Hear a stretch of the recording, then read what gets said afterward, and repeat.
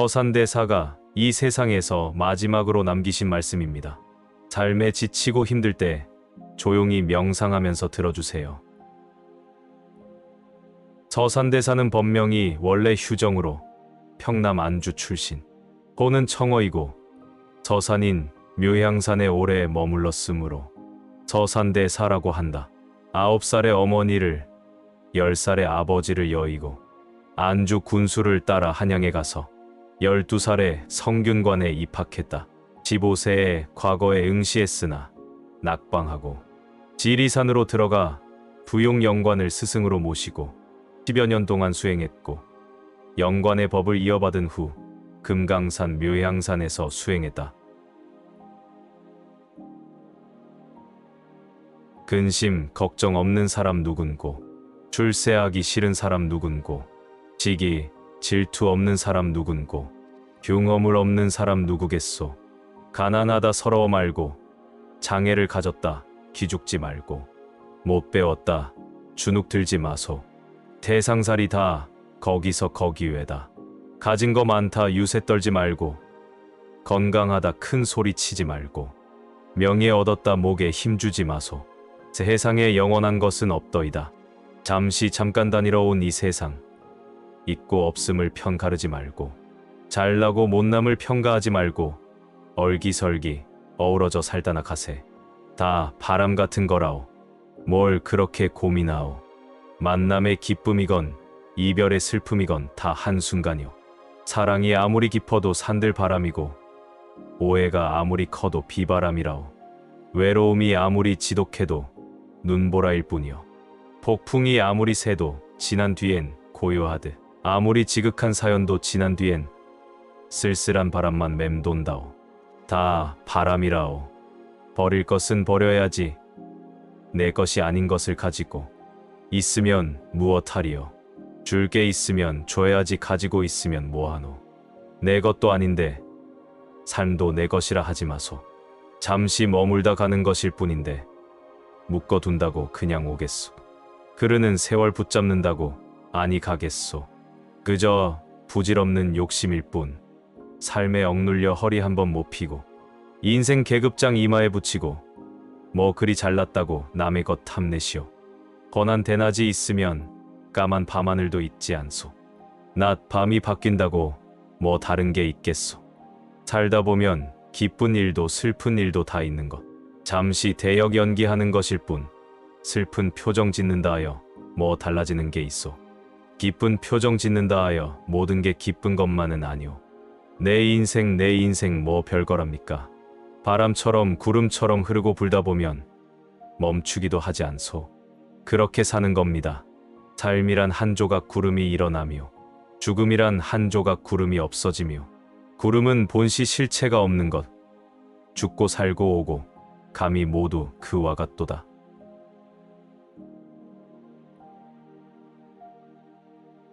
경술년 가을에 나는 금강산 향로봉에 있었다. 어느 날 묘향산에서 왔다는 한 수행승이, 부처와 중생은 무엇이 다르고 번뇌는 왜 일어나는지를 몹시 간절하게 묻기에 나는 다음과 같은 개송으로 답했다. 불성을 보려거든 마음이 바로 불성인 줄 알고, 삼도를 벗어나려거든 마음이 바로 삼도인 줄 알라. 정진이 바로 석가모니, 청정한 본성이 바로 아미타불, 밝은 마음이 문수보살, 원만한 행위가 보현보살, 자비가 관세음보살, 기사가 대세지보살이니라. 성내는 마음이 바로 지옥, 탐욕이 바로 악귀, 어리석은 마음이 축생, 음욕과 살생 또한 그러하니라. 일어나는 마음이 천마, 일어나지 않는 것이 음마, 일어나기도 하고 일어나지 않기도 하는 그것을 번뇌마라고 한다. 허나 우리의 바른 법 안에는 본래 그런 것 없느니라. 그대가 그런 줄 알았거든. 속히 금강의 칼을 잡고 한 생각 속으로 빛을 돌리면 모든 현상이 다 환상이 될 것이다. 환상 또한 병이 되니 모름지기 한 생각 놓아버려라. 놓아버리고 또 놓아버리면 본래의 청정한 본성이 그대로 드러날 것이다.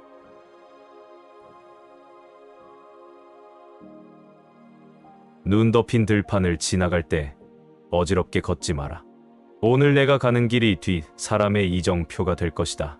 삶은 구름 한 조각 일어남이고 죽음은 구름 한 조각 사라짐이다. 뜬 구름은 본디 실체가 없으니 살고 죽고 오고 가고 또한 그와 같다. 자네가 움켜쥔 게 웬만큼 되거든. 자네보다 더 아쉬운 사람에게 자네 것 좀 나눠주고 그들의 마음밭에 자네 추억 씨앗 뿌려 사람 마음속에 향기로운 꽃 피우면 천국이 따로 없네. 극락이 따로 없다네. 천 가지 계획과 만 가지 생각이 불타는 화로 위에 한 점 눈이로다. 농가리 소가 무리로 걸어가니 대지와 허공이 갈라지는구나. 욕심을 덜면 마음이 고요하고 마음이 고요하면 일이 저절로 간략해진다. 말이 적고 침묵하는 것이 가장 묘한 것이다. 도를 알면 말이 저절로 적어진다. 아무리 많이 가졌어도 저승길 가는 데는 티끌 하나도 못 가지고 가는 법이려니 쓸 만큼 쓰고 남은 것은 버릴 줄도 아시게나. 말을 삼가는 것은 학문을 하는데 첫 번째 공부이다. 말을 삼가지 않고 그 마음을 고요히 지키는 자는 드물다. 비록 이치는 단번에 깨우칠 수 있지만 버릇은 단번에 없어지지 않는다. 경전을 볼 때 자기의 마음을 향해 공부하지 않으면 팔만대장경을 읽어도 소용이 없다.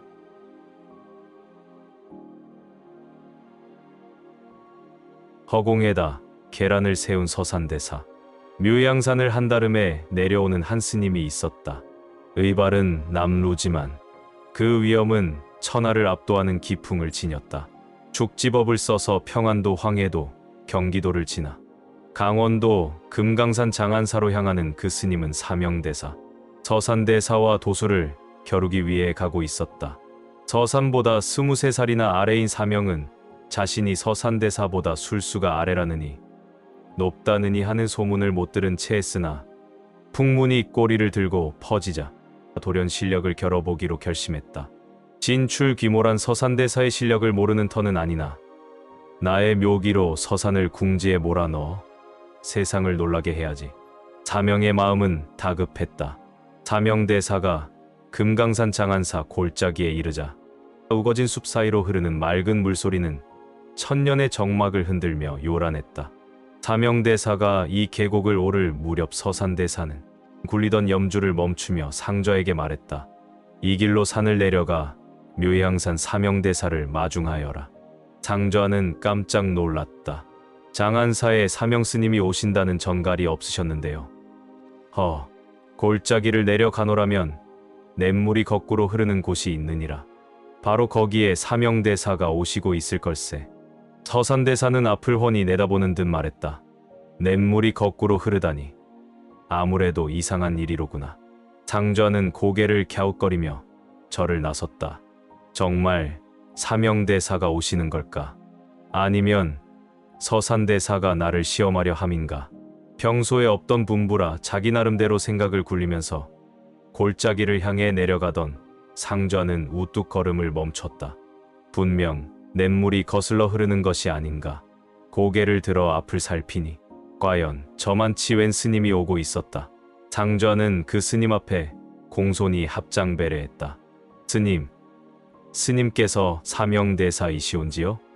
그렇소마는 먼 길에 오시느라 고생이 많으셨겠습니다. 저는 서산대사의 분부를 받고 대사님을 마중 나온 장안사 상좌이옵니다. 사명당은 내심 놀랐다. 서산대사가 어떻게 알고 마중까지 보냈을까? 마치 덜미를 잡힌 듯 아찔함을 느꼈다. 상좌는 사명당의 앞장을 섰다. 소문만 듣던 사명대사를 직접 모시게 되니 누구에겐가 자랑이라도 하고픈 마음이었다. 이윽고 장안사에 이르렀다. 그때 법당 문이 열렸다. 서산대사가 막 법당을 나서려는 찰나였다. 사명당은 인사할 틈도 주지 않고 공중에 날아가던 참새 한 마리를 잡아 쥐고 천말문을 열었다. 대사님, 제 손아귀에 이 참새가 죽을까요? 살까요? 사명의 손안에 있는 새인지라 새가 죽고 사는 것은 사명당에게 달려 있었다. 이쪽도 저쪽도 택하기 어려운 그 질문 앞에 서사는 의연히 입을 열었다. 허허, 사명대사. 이 몸의 발이 지금 한 발은 법당에 있고 한 발은 법당에 나가 있는데 이 몸이 밖으로 나가겠습니까? 안으로 들겠습니까? 이 또한 난처한 질문이었다. 안으로 든다고 하면 한 발을 마저 밖으로 내놓을 것이요. 밖으로 나갈 것이라 답하면 안으로 들 것이니. 잠시 생각에 잠긴 사명당은 멀리서 객이 오는데 밖으로 나오는 게 당연한 도리라 판단했다. 그야 밖으로 나오시겠지요. 과연 그렇소. 사명당이 그 먼 길을 한달음에 오셨는데 어찌 문 밖에 나가 영접치 않겠소. 모든 답이 끝난 듯 서사는 사명에게 어서 올라올 것을 권했다. 그러나 사명은 손에 참새를 쥐고 있는 터라 답을 듣고 싶었다. 고맙소이다. 대사님, 이 참새는 어찌 되겠습니까? 불도를 닦는 분이 어찌 살생을 하겠습니까? 서사는 거침없이 대답했다. 당대 고승의 만남은 이렇게 시작했다. 사명은 자기가 오게 된 사유를 말하고 이번엔 도술로 겨루자고 제안했다. 사명은 지고 온 봇집에서 바늘이 가득 담긴 그릇을 하나 꺼냈다. 잠시 그릇 속의 바늘을 응시했다. 이게 웬일인가? 바늘은 먹음직한 국수로 변했다. 사명은 맛있게 먹으면서 서산에게도 권했다. 이를 지켜보던 서산 역시 국수를 먹었다. 그리곤 사명과는 달리 입에서 바늘을 뱉어 놓았다. 대단한 신술이었다. 사명은 다시 계란을 꺼내더니 한 줄로 곱게 쌓아 올렸다. 그러나 서산은 그 반대로 공중에서 계란을 쌓아 내려왔다. 사명은 초조해졌다. 아래서 위로 쌓기도 어려운데 하물며 사명은 열쇠를 느꼈으나 한 번 더 겨루기로 했다. 사명은 하늘을 우러렀다. 구름점 없던 장안사 상공에 갑자기 먹장구름이 뒤덮이더니 천지를 흔드는 천둥번개와 함께 굵은 빗줄기가 쏟아져 내렸다. 순식간에 땅의 모든 것을 삼킬 듯한 무서운 위세였다. 사명대사, 과연 훌륭한 신술이오. 이쯤 되면 서산대사도 굴복할 것 같아. 사명은 내심 기뻤다. 그러나 아무렇지도 않은 듯 헛기침을 했다. 뭐려? 대사께선 아마 이 비를 멈추게 할 뿐 아니라 하늘로 되돌리시겠지요. 사명대사님이 미리 알아주시니 감사합니다. 사명은 그만 말문이 막혔다. 서사는 좀 전에 사명처럼 합장한 채 하늘을 우러렀다. 숨막히는 순간이었다. 줄기차게 퍼붓던 비가 뚝 그치면서 빗방울은 하늘로 거슬러 올랐다. 한참을 오르던 비는 눈부실 만큼 아름다운 새로 변하여 나는 것이었다. 청명한 천지엔 새의 노래와 환희로 가득 찼다. 서산대사님, 진작 알아뵙지 못했습니다. 과연 만천하의 스승이옵니다.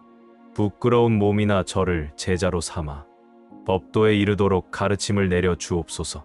사명당은 눈물로써 제자 되기를 간청했다. 서산대사도 마음이 흡족했다. 진정 그러하시다면 나 또한 즐겁지 않을 수 없소. 그대같이 슬기로운 제자를 맡게 되니 더없이 기쁘구려.